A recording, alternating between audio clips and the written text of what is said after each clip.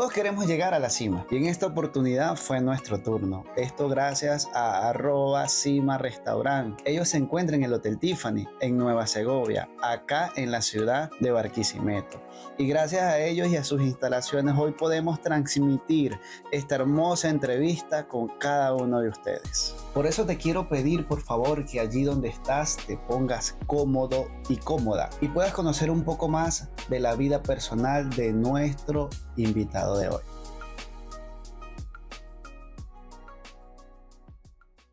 ¿Por qué te comparas tanto con los demás? ¿Por qué no eres agradecido? ¿Por qué no vives en gratitud? ¿Por qué miras tanto lo que otros tienen y le dices a Dios que por qué no te dio eso cuando deberías ser agradecido por lo que te dio, por lo que tienes y por lo privilegiado que eres? En la comparación nadie gana. Cuando comparas a alguien siempre vas a tener un termómetro, una medida, y tu medida es errada. Tu medida tiene que ver con problemas tuyos, con vacíos tuyos, con cosas que tienes que llenar de Dios. Sea agradecido.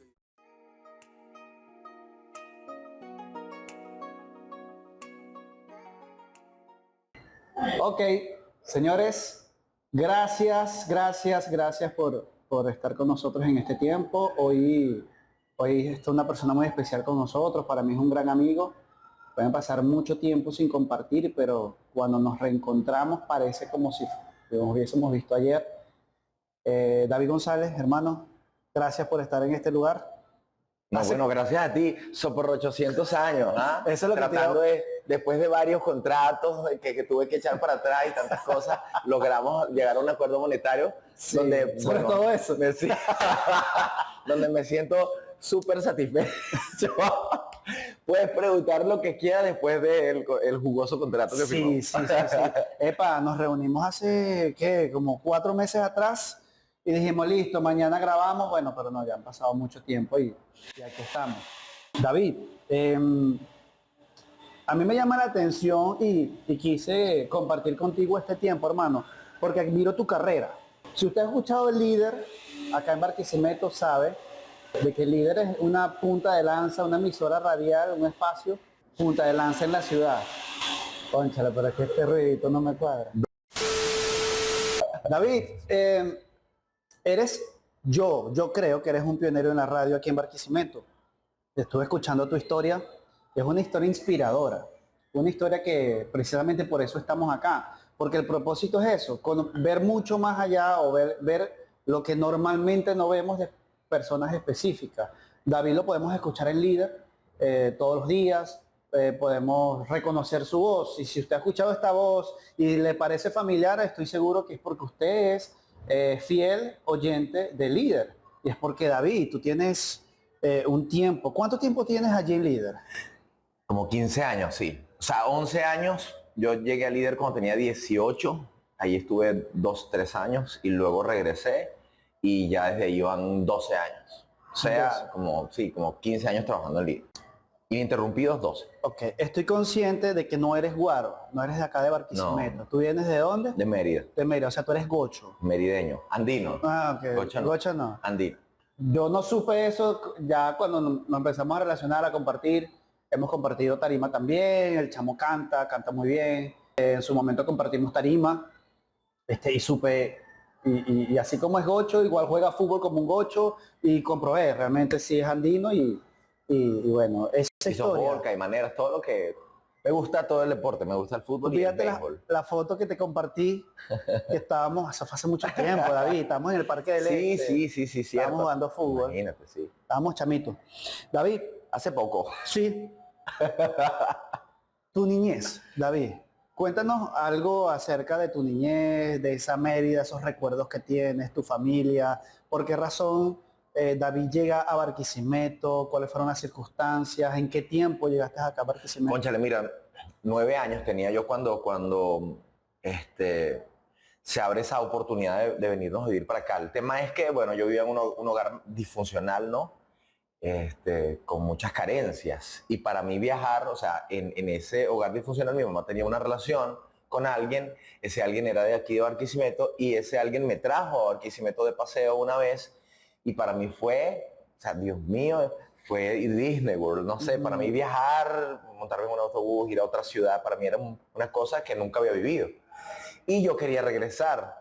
Entonces hubo una circunstancia particular familiar por la cual ellos se tuvieron que separar y bueno, yo comencé a buscar excusas, ¿no? Para volver a acercarme a él, pero realmente no era volver a acercarme a él como papá o padrastro, sino era viajar. No, al niño le hace falta su padrastro porque se hicieron una buena conexión. Mentira, yo sencillamente quería viajar. Quería montarme en el autobús y venir a Barquisimeto. Estamos hablando de qué año, David. ¿De verdad tenemos que hablar del año? ¿Por qué tenemos que hablar del año? No, olvídalo. Métenos en contexto Sí, un poco, sí. por favor. Solo te puedo decir que fue hace mucho. Y que tenía 9 años. Listo. Bueno, pero sí, y pues nada, muchas carencias, muchas situaciones particulares, pero era una ilusión. Y venirme a vivir a Barquisimeto fue un comienzo, un nuevo comienzo. Un niño en una ciudad donde, bueno, se tuvo que enfrentar a muchas carencias. Mi mamá tuvo que vivir en casa de la familia de mi padrastro y entonces allí yo comía un pan en el desayuno con mantequilla, que eso era para mí lo peor del mundo. O sea, Dios mío, pasaba hambre. Porque para mí un pan con mantequilla en el desayuno era ¿cómo te puedo decir? No sé, era cruel. Okay. Era cruel porque yo comía y quedaba con apetito, ¿no? Luego al mediodía era una pasta con carabotas, algo así, que era lo que comían allí y yo seguía con el hambre del desayuno. Se acumulaba el hambre, hermano. Sí, era una cosa que iba acumulándose, ¿verdad? Que esa cuenta de ahorro ahorita la estoy saldando. Y después la cena eran, no sé, una arepita con mantequilla y queso. Y chamo, quedaba con hambre todavía. Entonces, toda esa hambre más la del día siguiente del desayuno era muy cruel. Después de allí salimos y comenzamos a trabajar en edificio. Mi mamá comenzó a ser conserje porque era la manera de poder tener un techo, ¿no? Okay. Y bueno, en ese roce de ser conserje, pues, o en ese trabajo, el hecho de que mi mamá trabajara de conserje, yo tuve mucho roce con gente que tenía aspiraciones en la vida, roce con gente que tenía cierto estatus o un nivel de educación y eso se fue contagiando. Es decir, yo quería hablar como ellos, yo quería tener lo que ellos tenían, yo quería vivir como ellos vivían. Y entonces, bueno, eso me empezó a despertar anhelos, a sueños, a despertar deseos, inquietudes por superarme, ¿no? Okay. Y creo que conocí de Dios en ese entonces porque en esos edificios hablaban de la palabra de Dios, llevaban a los niños a club bíblico en el este de Barquisimeto, ¿no? Fondalara, por allí. Y allí comencé a escuchar de Dios y a escuchar música de Dios y me encantaba que el refrigerio, me encantaba escuchar hablar de Dios y me encantaban las canciones, amaba las canciones. Y una de las cosas por las que me encantaba ir a ese lugar era por las canciones, porque cantaban, pues. Sí. David, ¿y de dónde nace o qué te inspiró o una figura que te haya inspirado? ¿Cómo conectaste con esto de la radio? ¿Cómo fue eso el momento que tú dijiste, mira, descubriste esta posibilidad y empezaste a desarrollar eso? ¿Cómo fue? Mira, eso? Alex, lo de la radio fue porque, bueno, yo desde niño quería ser como periodista, ¿no? Yo ponía los tobos, ponía unas maderas encima de los tobos, tomaba unas páginas blancas y les hacía el logo de Venevisión atrás y el espejo lo ponía enfrente. Y yo grababa en un radiecito que tenía que grababa con un cassette. Hace como un año, ¿no? Pasó todo esto. Un Walmart, eso es lo que salió hace un año. Sí, eso que salió así, que acaba de descontinuarse. Yo grababa las coletillas de Venevisión, el sonido de la coletilla de Venevisión, del noticiero de Venevisión, el informador, o bueno, como le quieran llamar, pero entonces yo presionaba el botón, sonaba la coletilla y luego yo salía, sonaba la canción de coletilla y yo me metía presentando bienvenidos a su noticiero de Venevisión, yo soy David González, comenzamos con los titulares del día y yo grababa hasta los sonidos, antes de cada noticia, los titulares de cada noticia siempre eran separados por un sonido en particular, hasta eso lo grababa y bueno, yo practicaba frente al espejo esos y me encantaba, o sea, me sentía un periodista, buscaba un saco viejo por allá que había, no sé, en una gaveta y yo hacía mi papel y eso me fascinaba y ahí pasaba días enteros. Ese del espejo era mi mejor amigo, era, no sé, mi compañero de juego, es decir, yo, porque no tenía amigos. Hermano, y ese fue el tiempo de preparación tuya cuando niño. Ese fue mi entrenamiento, el fogueo. Qué bonito escuchar eso, David, porque a veces vemos, por decirlo de esta forma, la grandeza de las personas, o que ya están ya se ven fuertes, ágiles en un área en específico, pero detrás de eso hay mucho sacrificio, hay muchas carencias, hay mucho esfuerzo. Y fíjate lo que tú comentabas desde niño, todo lo que tuviste que vivir, eso de todo eso lo que hacías, de los todo eso, no me lo comentaste en ese momento, pero qué bonito es conocer eso.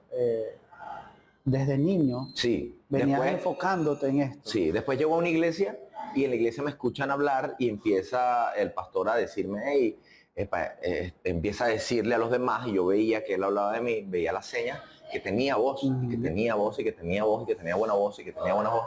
Entonces, llévenlo a la radio, y empezaron a llevarme a una radio local, y en esa radio comencé a dar mis primeros pasos con ellos leyendo cosas, Okay. no sé, versículos bíblicos, qué sé yo, porque era un programa cristiano. Y ahí empecé a foguearme.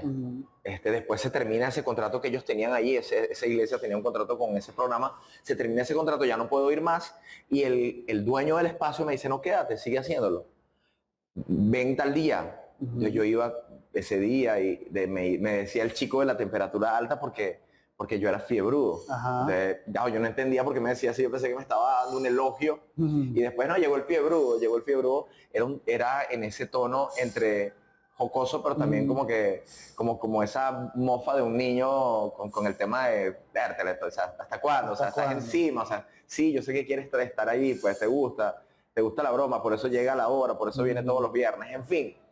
Pero yo, como no le tomaba en cuenta lo del niño de la temperatura alta, el chico de la temperatura alta, pues yo seguía yendo y en esa perseverancia allí. Después él dejó de ir 2 días a la semana porque le pasó algún contratiempo donde esos 2 días específicos no podía ir y me dio el chance de que fuese esos 2 días. Bueno. Y ahí comencé a hacer estragos, o sea, empecé a hacerle su suplencia, su quite, como le llaman, y al pasar de los meses ya comencé más bien a tomarme atribuciones que no eran mías. Quería cambiarle la música al programa, la cortina, el estilo, todo. ¿Y sí te lo permitieron? Yo lo hice, el tema es que después me trajo consecuencias, porque él me dijo, un día nos reunimos y me dijo, mira, sabes que ya creo que te pasaste, creo que le quieres cambiar todo, creo que ya no quiero que vengas los 2 días a la semana, quiero que vengas, si quieres, vienes tal día, un solo día. Si te da la gana, si quieres, pero ya no te necesito, ya recuperé, ya ese tiempo que tenía ocupado, por el cual tú me estabas haciendo suplencia, ya no lo requiero, ¿no? Entonces puedo asistir yo, así que no vengas. O sea, si quieres no vienes, y si quieres venir, pues vienes tal día. Entonces alguien me dijo, si te tiran piedras, agárralas, si te tiran limones, agárralos. Yo agradezco esa oportunidad y no me quejo de que cada quien tiene su perspectiva y su punto de vista y sus decisiones. Eran adultos, yo era un adolescente. ¿Decidiste asistir ese día? Yo dije, no, yo igual voy. O sea, si me den un solo día. Y claro, me hizo ver que yo había tomado atribuciones, que yo estaba pasado, eufórico. Yo quería, porque, claro, joven, ¿no? Adolescente, entonces tienes ideas y quieres desarrollarlas. Y bueno, eso también causó un poquito de incomodidad. Claro, hay una historia que te la dije ahorita, bromeando, pero es una historia que no se me olvidó, mano, no se me olvidó. Y es el chico de la panadería. Cuéntanos algo, ¿por qué te decían eso? Sí, porque yo... ¿De esa forma? Bueno, en La Mora, en medio de mi mamá, ya cuando yo cumplí cierta edad donde yo podía trabajar, tenía que ayudar, pues. Y para poder llevar comida y tener mis cosas, me di cuenta que necesitaba trabajar. No podía depender de mi mamá, las cosas no eran muy fáciles, ¿no? Con ella podía tener lo que necesitaba para comer y vestirme y eso, pero no para cosas extras, ¿no? Entonces yo comencé a ir a trabajar en una panadería, así como iba a la radio, también necesitaba pasajes para ir a la radio. Entonces yo comencé a trabajar en una panadería en Caudar, en La Mora. Esa gente se portó excelente conmigo y aprendí muchas cosas allí. Y sobre todo destrezas y adquirí una seguridad que no tenía, ¿sí? Además de muchos tips y consejos que me daban ellos en su experiencia como panaderos que me sirvieron a mí en mi vida personal. Pero lo cierto es que busqué trabajo en esa panadería y esa panadería me daban permiso de irme a la radio a las 3 de la tarde, agarrar un autobús o un rapidito, irme a la radio y luego regresar a la panadería, o sea, quitarme el uniforme de vendedor de panadería, irme a la radio y después salirme de ahí y llegar a tiempo para cumplir con el resto del horario hasta las 9 de la noche, no sé. Y por eso me decían el muchacho de la panadería, el chico de la panadería. Eso te lo decían en la radio. En la radio, sí. Y entre mis amigos me echaban broma. Pero era por eso, porque, o sea, sí, el muchacho de la radio, pero también el panadero, el de la panadería. Sí, son sacrificios, o sea, son... Cuando a uno le apasiona algo, no le pesa hacer este tipo de cosas. Y también alquilé celulares. Y pasé ¿Sí? bastante roncha haciéndolo. Sí, ¿Qué otras horrible. cosas hiciste, Y me David? No sé. explotaban alquilando celulares. Yo alquilaba celulares en un puesto en el paseo. Chamo, eso era lo peor del mundo. ¿Te Yo, acuerdas de esa época que había uno en sí, cada esquina? sí. ¿Te acuerdas que le Yo fui amarraban uno de una esos. cadenita A los teléfonos. Yo fui uno de esos y siempre me hablaban, no, los muchachos tienen que prepararse porque si tú llegas a tal edad y todavía no estás en la universidad, no vas a ser nadie en la vida. Y yo decía, ya yo tengo esa edad y no estoy en la universidad. No voy a ser nadie en la vida. Dios mío, este señor dijo que yo no iba a ser nadie en la vida. Y llovía, yo me mojaba ahí, yo decía, yo estoy mojándome aquí, yo no voy a ser nadie en la vida. Y llueve y mira, yo aquí empapado y lo que me pagan es poquitico. Abusaban, ¿no? Ahí me explotaban. Pero sí vivía por dentro un constante llorar. Yo lloraba por dentro sentado ahí porque yo me sentía un fracasado. Yo decía, yo voy a ser un fracasado. O sea, ese señor que viene a llamar aquí, que se pone a conversar conmigo, me dice que las personas que no se preparan desde cierta edad no van a lograr nada. Y yo decía, yo necesito tener casa, yo necesito tener una estabilidad, yo necesito una vida, yo quiero cumplir sueños. Y bueno, en ese momento yo me sentía como vacío, como una... Y confrontado por También, esas palabras. la realidad. Sí. Yo creo que a un adulto como somos ahora, creo que seguimos luchando con muchas cosas que nos enseñaron en nuestra niñez Sí. y que hoy en día puede incluso limitarnos y sobre todo alimentar inseguridades. Esto es algo muy personal. Yo creo que todos sufrimos de inseguridad. Sí. Todos, seamos adolescentes, jóvenes, adultos mayores, sufrimos de inseguridad. Pero este asunto de la inseguridad a la hora de la radio, de estar frente a un escenario, porque no solamente estás en la radio, sé que has estado en eventos importantísimos, tanto seculares como cristianos, y tú me nombraste, o sea, me hiciste una lista de todas las personas que hablaste, entrevistaste, los atendiste, estuviste compartiendo tarima con ellos, y yo te preguntaba, chamo, pero ¿tú te imaginabas que el chamo de la panadería años más adelante iba a hacer todo esto? Obviamente, y tú fuiste osado porque tú me dijiste, sí, yo sí me lo imaginaba. Sí me lo imaginaba, pero tenía, por ejemplo, tenía dos amigas, te conté. Bueno, una persona en la panadería me decía que no fuera iluso y siempre me decía, ¿y si no? O sea, siempre yo contaba mis sueños o mis anhelos y la respuesta de ella, ¿y si no? ¿Y si no? Pero ese ¿y si no? Se volvió tan insistente que me llegué a decir, yo soy un iluso. O sea, de verdad eso no va a pasar. Pero bueno, como todo niño debo tener sueños, pero eso no va a pasar. Recuerda que ellos dicen que no va a pasar. Y mi mejor amiga también me decía, tú como que eres medio iluso, me decía. Porque yo siempre le contaba cosas que yo quería hacer. Por ejemplo, ¿qué le contabas? No, yo quería animar conciertos. Yo iba a conciertos de cantantes cristianos muy famosos y yo decía, yo quiero estar ahí. Yo quiero trabajar en Promar, o yo quiero trabajar en Líder, o yo quiero hacer radio, yo quiero ser alguien de verdad que pueda animar conciertos de artistas famosos de la música. Yo quiero cantar. Y la respuesta era, tú como que eres medio iluso, ¿no? O sea, yo creo que estás yendo muy allá, me decía. Y sé que también era por cuidar mi corazón. Sé que también su intención no era mala, sino como que para David. También ser realista, porque quizá esas cosas no se den, o quizás eso no es para ti, entonces tienes que estar como preparado. Más bien, dedícate a trabajar, a estudiar, para que algo seas. Porque cuando te ven el hijo de la conserje, no sé qué, pueden decir, o sea, este chamito tiene unas expectativas falsas, este chamito debería estar trabajando para lograr algo. O sea, me explico, él debería tener unas aspiraciones medianamente posibles. O a su alcance. O a su alcance. O sea, te aspiras a graduarte de bachiller y trabajar de vigilante o de cajero o algo así. Es lo que la gente piensa que uno debería hacer. Y entonces te protegen, como diciéndote, no seas tan iluso, no te vayas tan allá, o sea, calma, te dejas de soñar así, o sea, esos sueños ya están como pasaditos. ¿Qué vas a estar tú animando un concierto? No sé. Bueno, en fin, eso me hacía como también poner cable a tierra un poquito, pero también sí me dolía. No te puedo negar que pero no me dolía ni me molestaba con ellos. Me hacía pensar que no iba a lograr nada. Me dolía en el sentido, oye, tienen razón, o sea, yo como que estoy siendo un iluso. Yo creo que muchas veces cuando nos subestima constantemente, insistentemente, eso podemos usarlo a nuestro favor. Ese sentimiento que nos da el ser subestimado, el decirle, mira, no puedes, estás seguro. Y por eso ese asunto de que debemos cuidar bien a quién decir nuestros deseos, nuestros anhelos, nuestros sueños. David, ¿tú recuerdas la primera vez que te tocó animar un evento?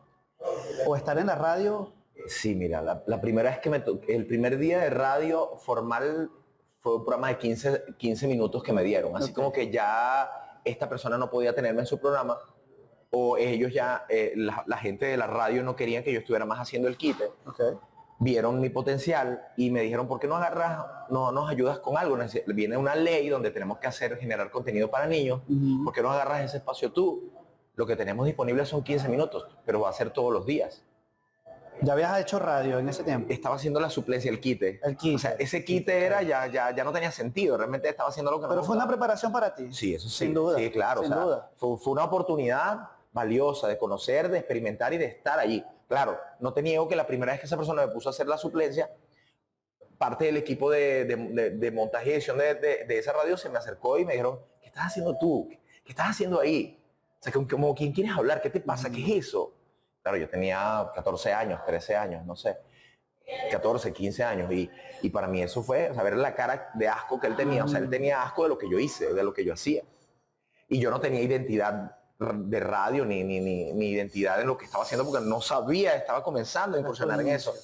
Entonces, quizá imitaba, quizá no sabía hacerlo y la persona tiró a la puerta, entró a la cabina y me dijo, ¿qué estás haciendo tú ahí? ¿Qué asco? ¿Qué es eso? Que no sé qué. Y fue feísimo para mí como adolescente, fue un golpe muy duro, pero nada, yo soy caprichoso, Ale. O sea, a mí me puedes decir excremento y yo voy a seguir, porque sencillamente yo sé que se puede y ya, o sencillamente lo intentaré. Y bueno, perseveré, después me sacan de ese programa, o sea, me dicen, ya no puedes estar ahí si vas a hacer esto para niños.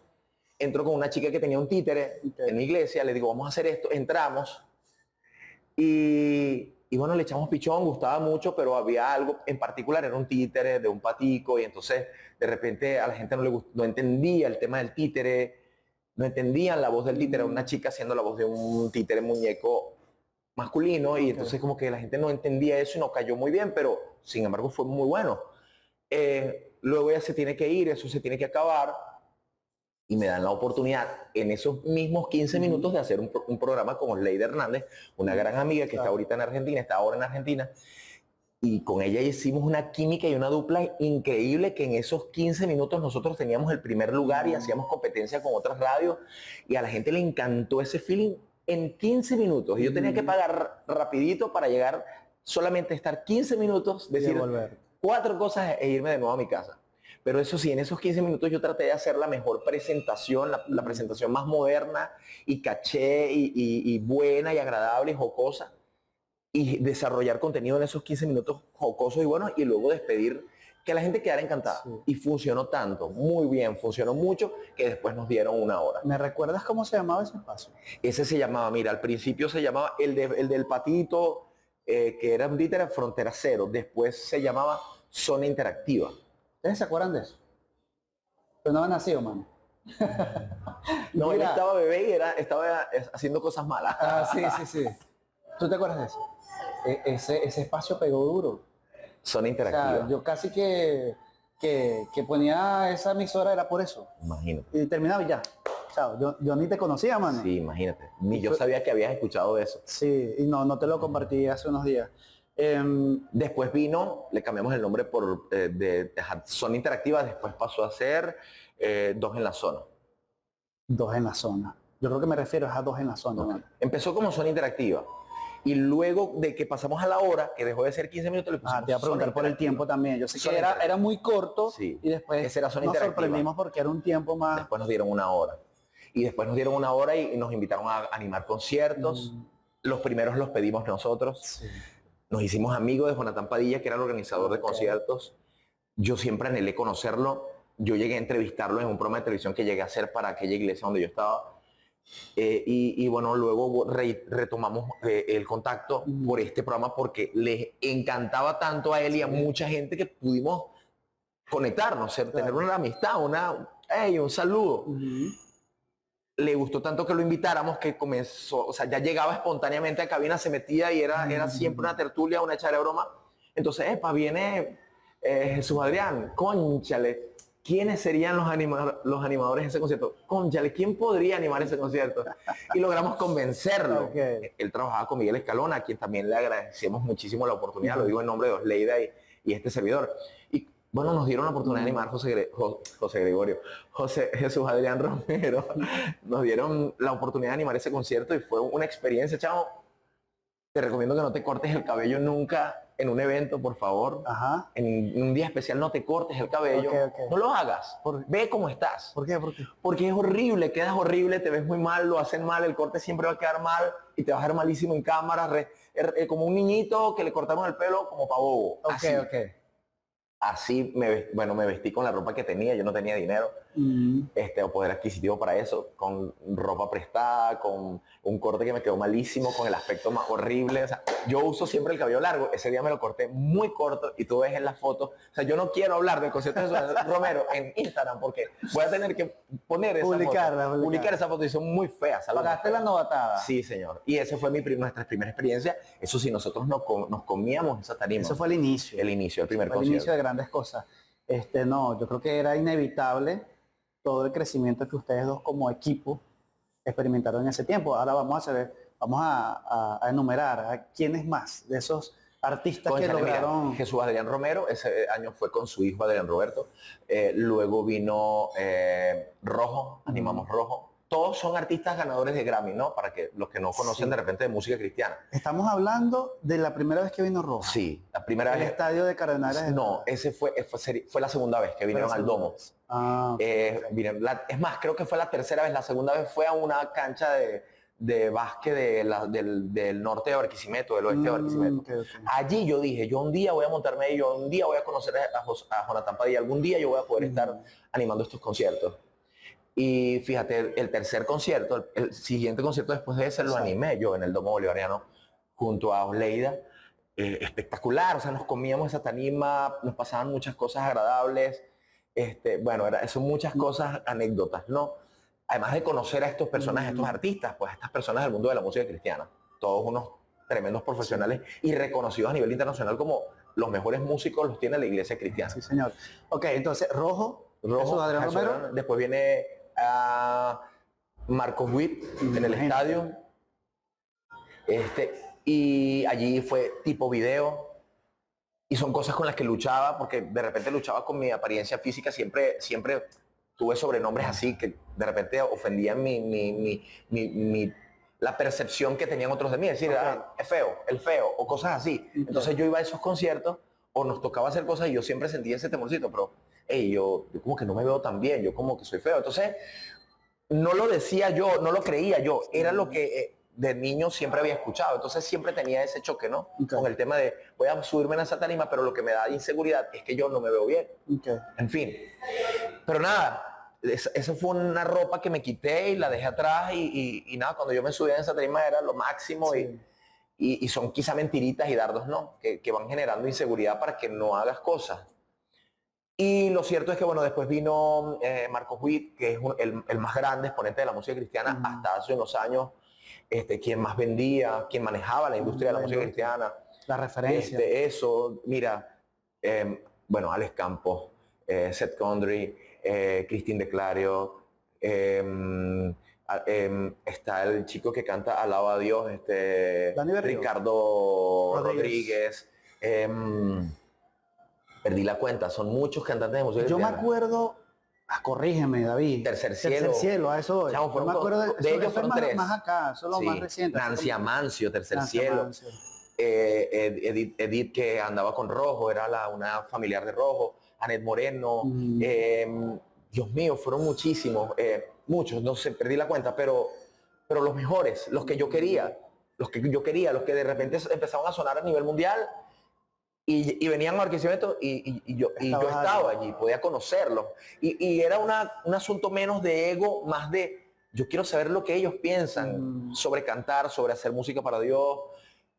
Yo quiero estar cerca de ellos, compartir con ellos, o sencillamente quiero tener la posibilidad de poder presentarlos. Porque yo quiero cantar, pero en ese momento no lo podía hacer, no me habían dado todavía esa oportunidad. Y lo que te digo es lo máximo, o sea, más que un asunto de ego, de que la gente me conociera, era una recompensa de Dios poder estar al lado de gente que hacía lo que yo quería hacer. A la larga no fuiste tan ilusos. No, No fuiste tan iluso. no. Lograste muchas cosas. Sí, fíjate, luego entrar a promar, Ujú. hacer televisión no cristiana, o sea, no con ese contenido, empezar a presentar artistas no cristianos. A eso voy. Sí. Artistas no cristianos. ¿Cuál es? Pero Eso digo yo recuerdo- que no son cristianos, ¿no? Que su música no tiene contenido Ok. cristocéntrico. Cuéntanos, ¿a quiénes, Bueno, con mira, quiénes has compartido tarima? O sea, Viviana es una que me ha tocado, con la que me ha tocado, he tenido que compartir en los años recientes. Guaco, a nivel de Venezuela, Ujú. Viviana, Guaco, ¿quién más? Dios, es que en este momento no se me vienen a la mente nombres, no, pero sí te puedo decir que he tenido la oportunidad de estar en lugares donde no pensé. Bueno, recién Caramelos de Cianuro, y Ahí- dos allí te veces vi, en la allí te- feria que habían como 60.000 personas, y también en un concierto privado que ven como 2.000 personas. Y así ya he tenido la oportunidad de hacer varias presentaciones así de artistas, que no es una cosa que tampoco me muero, no, pero son experiencias. Es como te digo, es tener contacto con lo que hay allá arriba, Claro. que me gusta, Y que que me gustaría enriquece, que hacerlo, sí, enriquece. aprender. Y he compartido con gente, he logrado tener amistades y conexiones con gente muy relevante en la ciudad. Y no, de ellos sí no voy a hablar, mencionar nombres porque ya es otra cosa, ¿no? Pero sí, Sí. con gente, he logrado tener influencia con gente de influencia. Y yo le pedí a Dios, dame la oportunidad. De repente las masas no me conozcan, de repente no me conozcan 300.000 personas, pero sí me conocen personas que influyen sobre esas 300.000 personas. Yo he llegado a tener conversaciones con Daniel Javif, ¿entiendes? Interacción.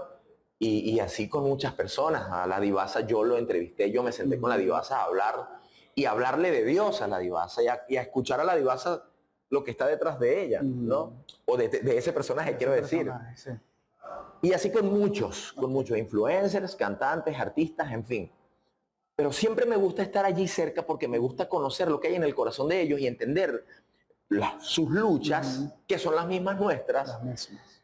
y también descubrir sus fantasmas, sus monstruos, con lo que lidian, lo que no han resuelto en sus vidas. Créanme que todos nosotros sufrimos de inseguridades y de todos esos fantasmas que la gente no ve, Ahora, fíjate todo lo que logró el muchacho de la panadería.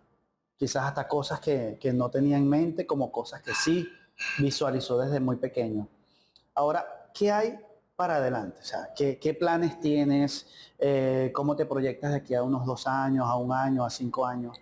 ¿Qué hay para David González a partir de este tiempo? Bueno, mira, yo te voy a decir una cosa, para mí lo más importante es hoy. Hoy estoy haciendo lo que quiero, hoy estoy contigo, estamos hablando de cosas que pueden ayudar a personas que quizás sienten que su contexto es un pretexto para no llegar a nada, ¿no?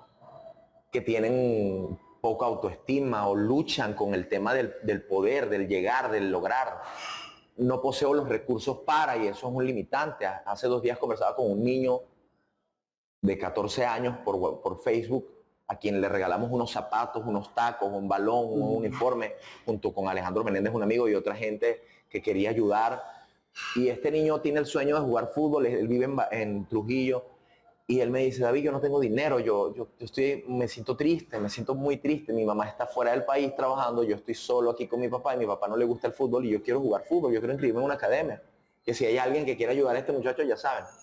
Pero él me dice, yo no tengo los recursos, y yo quiero poder jugar fútbol, poder hacer cosas, hacer mi sueño realidad. Entonces ves cómo las carencias hacen justificadamente que nosotros de verdad entendamos que estamos como deseando mal. Yo comprendo eso.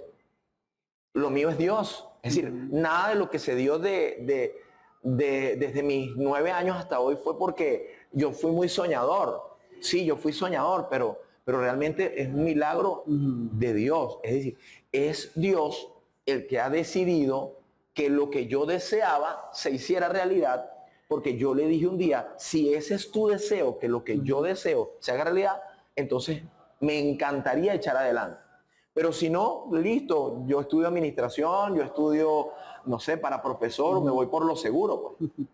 Y me empecé a topar con las cosas que deseé, anhelé.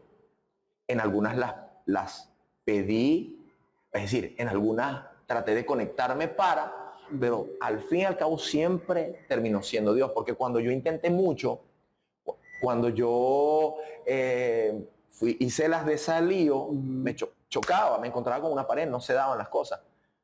Y cuando terminaba dejándolas en las manos de Dios y quedándome tranquilo, sin dejar de soñar, entonces me empecé a topar con ellas. Mi programa de radio en Dinámica llegó a sonar fuera del país. Cuando yo intenté que sonara, no sonó.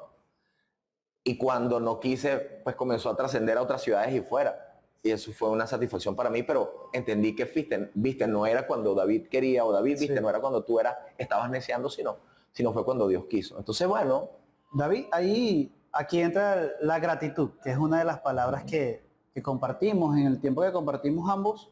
Yo le pedí, David, ¿cuáles son esas 2 palabras que te representan hasta este momento? Y tú me dijiste 2 palabras, una de esas es gratitud. Sí, gratitud porque nosotros no somos merecedores de nada de lo que tenemos. Hay mucha gente que tiene el ego, que tiene esa debilidad con el ego, ¿no? El ego les juega una mala pasada en todo y para todo. Porque siempre creen que algo de lo que tienen o hacen es por virtud propia, porque ellos son muy buenos en lo que hacen, ¿no? O porque son muy bellos. Y realmente es porque a Dios le ha dado la gana, porque a Dios le plació colocarlo y mantenerlo y proveerle para, ¿no? Entonces, yo creo que la gratitud es el ingrediente que Dios vio en mí para darme la oportunidad y las oportunidades que me ha dado. Y que mucha gente ha visto en mí. Sí, o uno de los ingredientes. De los ingredientes. Porque la otra es la perseverancia. Sí, es que la gratitud sin perseverancia, tú puedes ser muy agradecido, pero si no sigues corriendo, yo te doy las gracias por esto que hiciste por mí hoy, pero si no sigo corriendo contigo y corriendo en esta carrera de vida, pues no llego lejos. Te decía que lo mejor que tengo es hoy. Entonces hoy yo quiero hacer las cosas que anhelo hacer, porque mañana no existe. Lo más seguro que tenemos es hoy. ¿Sí? Y me ha pasado, este año perdí a mi mejor amigo, murió de cáncer, Jairo Rivero, un profesor de biología, muchacho cristiano que sembró mucho acá. Mi mejor amigo, grandes amigos, nos amábamos muchísimo. Entonces él tenía sueños y anhelos, 30 y pico años, y ya se acabó, no está ahí, ni adiós, ni un abrazo, ni nada, chao. Él estaba en Colombia, se fue a trabajar allá por el tema país, y allá en 2 años, estuvo 2 años viviendo allá, y en este segundo año, tercer año, muere. Entonces no hay nada seguro sino hoy. Y eso es lo mejor que tengo. El plan que hoy se dé, el plan que hice para hoy. Sí, qué bonito mensaje. Precisamente de eso, David, no te fuiste del país. ¿Por qué? No, mira, tú sabes que yo pensé Ese tema es un tema sensible, David. Sí, porque yo estaba pelando un cable. Y entonces yo dije, me voy, pero estaba en televisión y en radio haciendo lo que me gustaba. Y yo estaba viendo, estaba precisamente en cabina y dije, yo no tengo casa, no tengo carro ni una bicicleta. El país está en una situación particular y todo parece incomparable porque lo que gano no alcanza ni para una franela. Es decir, todo se disparó y se volvió gigantesco y lejano, ¿no? Entonces yo decía, yo me voy, me tengo que ir a, no sé, a Chile, a cualquier lugar. Yo estaba haciendo las maletas, estaba listo, o sea, yo estaba planificando el viaje y hago una oración. Le digo, Dios, mira, tú me diste este programa de televisión, me diste programa de radio, me has dado estas cosas. Las voy a soltar porque no tengo dinero. O sea, ayúdame, tú puedes ayudarme. O sea, dime, hazme saber que tú quieres que yo me quede. ¿Cómo? Provéeme. Y en cuestión de minutos me llegó un mensaje de un viejo cliente que quería publicidad. Y cuando me reúno con él, contrata todo y paga todo de una vez. Y con eso era increíble, pero me alcanzó para muchas cosas. Y nada, o sea, increíble que desde ese cliente cristiano, con fe, pues un hombre de fe, se despertó, brother, apareció todo. O sea, desde ahí hubo una explosión que no ha parado hasta el día de hoy, que no ha parado. Se puede decir que fue respuesta a tu oración. A mi oración, es que no hay otra explicación. O sea, yo ahorita ahora oro en este momento y en minutos llega ese mensaje y de ahí entra la provisión descomunal. La gente dirá, bueno, vamos a secuestrarlo. No vayan a pensar que tampoco no es un Ferrari, no. una forma, no, mentira. Bueno, la gente, bueno, que entra esa provisión descomunal y listo, no tuve que irme, me compré mi casa, he comprado mis cosas, tengo carro, no tenía ni una bicicleta. Y esas son cosas que yo de niño, para mí eran ilusas. Sí. El hijo de la conserje con un carro, o sea, Sí, pero, el panadero. Bueno, sí, el panadero. David, ¿y qué opinas en ese mismo contexto de las personas que se fueron? Es un tema sensible. ¿Qué opinas de aquellos que se fueron, los que se quedaron? ¿Cómo percibes Cónchale, tú brother. eso? Esa es una pregunta. Sí. Esa es una pregunta. Y otra pregunta sensible, lo que pasa es que tú eres picado con ese tema, es un tema sensible. Es Ya va, me voy al baño. corta, me voy al baño. la segunda ¿Qué pregunta, pasó? ¿Qué a tu punto de vista. ¿Venezuela se arregló o no se arregló? Empieza por la primera. Por la Cálmate. primera, ajá. Sí, calma. Con el tema de los que se van y los que se quedan, que es una canción de Desorden Público, yo creo que cada quien toma su decisión según su contexto y asume las consecuencias de su decisión, ¿no? Y yo respeto al que se va porque sencillamente decidió irse, porque en su mente él cree que es lo mejor para sí. Porque no todos tienen esa gracia o no a todos les pasa lo que me pasó a mí. Okay. 1 en 1.000.000. Okay. Es un riesgo, es un riesgo. Yo podía haberme quedado y podía haberme ido mal y era un riesgo. Y podía haberme ido y me podía haber ido mal y era un riesgo. Sí, era un riesgo. Claro. Pero bueno, el que se va tomó el riesgo de irse y como le vaya, bien o mal, yo sé que va a crecer. Todo también dependiendo de su actitud. Creo que es un tema más de actitud de quien se va frente a lo que se tiene que enfrentar, ¿no? Okay. Porque hay venezolanos que se van esperando que los van a recibir con una alfombra roja y que se han ido esperando una alfombra roja y hay quienes se han ido con la expectativa de que, epa, allá me va a conseguir con desafíos donde yo voy a tener que trabajar full y todo, y lo hacen, ¿no? En fin. Y con respecto a los que se quedan, pues también yo creo que el que decidió quedarse se le respeta y si sabe a lo que se iba a enfrentar. Y si le fue muy bien, chévere. Si le fue medianamente, fue su decisión. Y si le fue muy mal, pues había que tomar un riesgo. Y cualquiera de los dos, sencillamente había que asumir. Sí, antes que pases a la otra respuesta, yo siempre he compartido de que irse nunca fue sinónimo o garantía de éxito. No, para nada. Como quedarse. Tampoco es una garantía de fracaso. Conozco historias de personas que se fueron y les fue muy bien y damos gracias a Dios por eso. Sí. Genial. Pero también personas que no les fue bien y que no les va bien. Incluso familiares tienen ni que aquí, cubrir. Hay quienes no les va bien ni aquí ni Exacto. allá. Donde estén les va a ir mal porque es un tema de actitud. Exacto. Y yo digo, donde vayamos, si nos tocó a nosotros los venezolanos vivir este proceso lamentable donde vayamos, vamos a vivir el proceso. Sí, señor. De distintas formas, pero lo vamos a vivir. Ahora, la otra pregunta. Ay, Dios. Bueno, yo creo que no, Venezuela se arregló para el que decidió quedarse y asumió compromisos, responsabilidades y le echó pichón Y creció. Venezuela se arregla Venezuela es la vida de cada uno de nosotros. Eso es muy que estamos subjetivo, acá. hermano. Sí. No hay un concepto que englobe todo. No. Es muy subjetivo. El país no se ha arreglado mientras haya fuga de recursos humanos, mientras haya fuga de profesionales. Eso sí sería una buena respuesta. Te puedo decir, hermano, que si los médicos no están aquí, los ingenieros no están aquí, los profesores de excelencia que teníamos no están aquí, eso es sinónimo de que esto no se ha arreglado. Así te lo digo. Esa es la única respuesta que me puede dar garantía de lo que te estoy diciendo. Si no está el recurso humano para atender una emergencia médica, si no está el recurso humano para educar a un ingeniero y multiplicar ingenieros, y si no hay el recurso humano en muchas áreas, porque se fueron, eso me da un mal indicativo. Mientras Venezuela no esté formando profesionales ahorita y la educación se haya hecho ausente, un sueño, un desafío, porque hace unos años atrás tú puedes estudiar. Ahora mucha gente no está estudiando porque le genera gastos y problemas. Y por elección. O sea, Por elecciones, yo no voy a estudiar. Era complicado, hermano, entrar a una universidad. Lo era, pero lo hacías, había el recurso para tú inscribirte y asumir. Ahora o trabajas las 12 horas del día, 8 horas al día, o estudias. Y estudiar es dinero, hay que invertir. Antes era un poco más fácil. Entonces, eso te da un indicativo de que no se ha arreglado. Eso es lo que habla de un país. Sus educadores, su educación, sus profesionales, su recurso humano. Y si eso no está, si hay fuga, entonces las cosas no están bien. Por allí podemos sacar conclusión. ¿Estoy por aquí todavía?